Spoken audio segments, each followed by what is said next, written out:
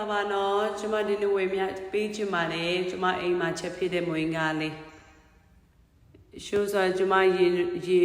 နဲ့ငခုနဲ့စပလင်းနဲ့စနွေမုံနဲ့တည်ထားပါတယ်ပဲနီကိုလည်းတည်ထားပါတယ်ခုကနဲ့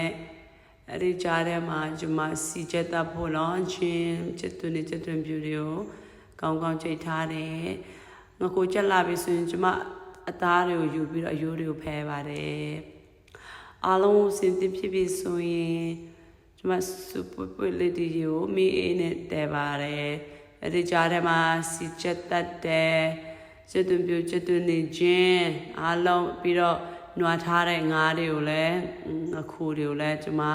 မွေးအောင်အားလုံး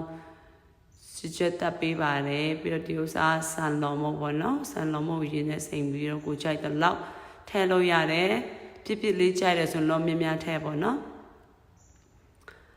အားလုံးကိုဒီ soup ထဲမှာထည့်ပြီးတော့မွေပေးပါတယ်အကြားထဲမှာဖက်ကိုလည်းဒီမှာချက်လိုက်တယ်ပေါ့နော်အဲ့ဒါမပြဖြစ်တော့ဘူးဒီမှာပွဲပင်နေပြီဒီမှာအိမ်မှာတော့နော်အရန်ကောင်းတဲ့မွေးကား homemade မွေးကားလေး ready ပြီပေါ့နော်ကျွန်မစားကြည့်တာနဲ့အရန်ကောင်းတာဖြစ်တယ် wow ဒီဆုံးဥစ္စာလည်းတော့အလင်းအရတာကျန်လားတဲ့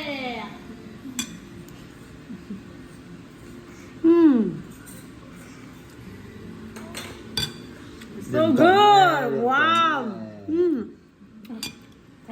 เชฟวันนั้นเรียนไซม์มาผมว่าส่งเงินเดือนเป็นไปกินที่3 ก็เลย